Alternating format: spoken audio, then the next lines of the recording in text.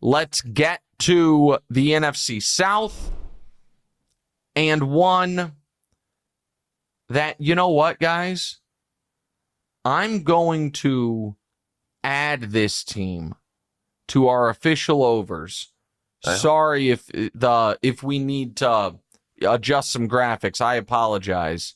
I thought I had this in my official overs already, and I didn't. My bad. The Falcons, 7.5, just 7.5 wins at -140. So the argument for the Falcons is last year, despite Kirk Cousins legitimately falling apart and it being a new head coach who I like and a new system and all that, they still won 8 games. Last year, Bijan looked like the player that I knew he would be. They started 6-3 with one of those losses being a bit of a heartbreaker to the Chiefs. And then after that, it really unwound on them as Cousins was pretty clearly cooked. And then they go to Penix late in the year. And even then, week 17, overtime loss to Washington. Week 18, overtime loss to Carolina. Now, that's not good, Carolina. But they won 8 games. And they're in the so NFC now you South. Well, I think the Saints and the Panthers, that's 4 wins right there. I mean, they did just lose to them last year, but I think that's good for 4. But no, those are 2 of the worst teams in the league. I totally agree with you on that. And that's part of it. Like, can they go 4-2 in the division? I think so. You go 4-2 in the division to get to 8 wins. Your other games are as follows. Minnesota, Washington, not Buffalo, San Francisco, not easy. Miami, New England, Indianapolis, the Jets, the Seahawks, Arizona, the Rams. Like your non-divisional games early are pretty tough. You have some nice soft ones in the middle, but you need to get to 8 wins. You have 4 against Carolina and New Orleans. You have another against Miami. You have another against the Jets. You have 2 more against Seattle and Arizona. And again, it's not like I think Seattle and Arizona are going to be terrible, but there's 8 games. If you go 6-2 in those 8, can you go 2-7 in your difficult games? I think so. I actually think this team is a sneaky playoff contender because of the schedule. Not because they're a great team, but because of the division they're in and because of the conference they're in. And so one of my bets will be Falcons over 7.5 at -140. And now we get to the tricky ones, DeMonze, which is the Panthers total is 6.5 and the Saints total is 4.5. And the problem is, in handicapping this, these teams do play each other. And I do think they're both, like, I am going to go under on the Panthers and over on the Saints. And I'm here to tell you, I do not love going over on the Saints. But 4.5 is such an outrageous number. And it wouldn't be crazy if the Saints go 2-0 against Carolina.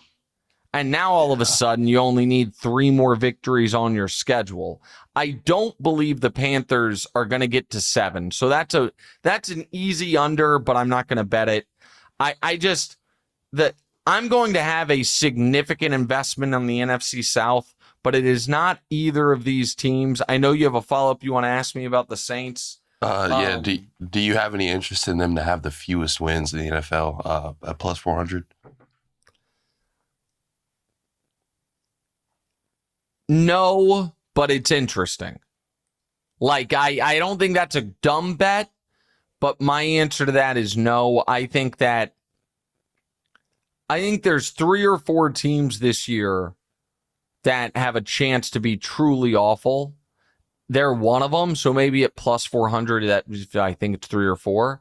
But I'm not gonna do a worst team in the league bet, because the other piece of that makes it tricky is there are a few teams that are an injury at quarterback away from all of a sudden just wanting to be awful.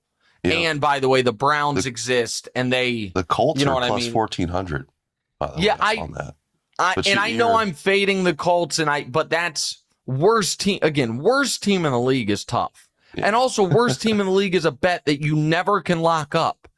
Like the Patriots were the worst team in the league all year last year. Week 18, stressed out the whole Bills, season. Yeah, the Bills basically give them the game, and all of a sudden they're drafting 4th. Like, it's just I don't love that bet. I do love this bet. The Bucs over 9.5, minus 120.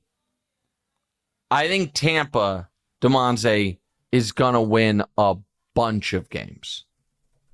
A bunch of games. I'm not saying they are necessarily the best team in the NFC. I am saying I think they have a real path to being the 1 seed.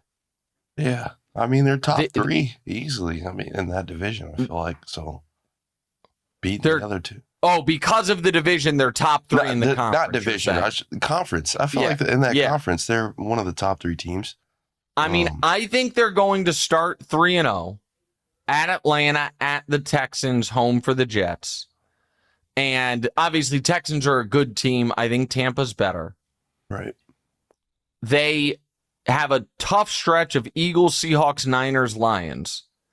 And then after that, DeMonze, here is how the Bucs, when I say close the season, I mean their final 10 games, okay?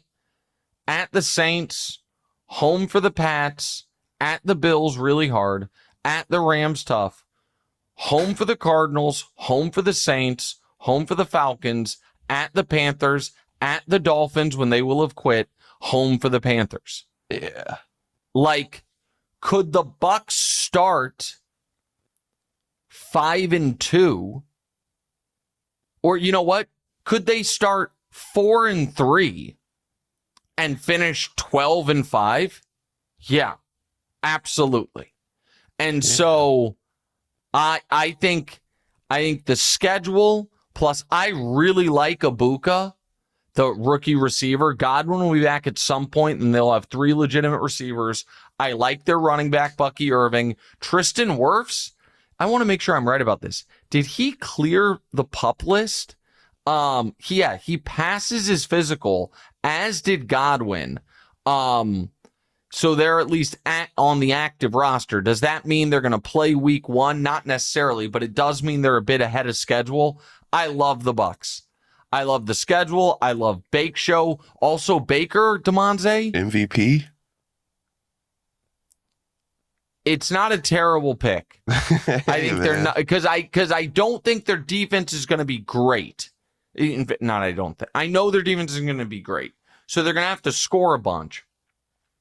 But also, this is a de facto contract year for him. He's got a year left after this one, but if he has another excellent season, he's one of those $55 million a year men.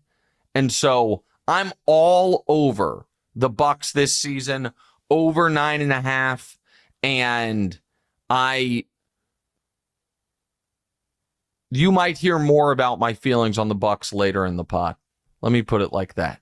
Okay. So that could be coming up in a bit.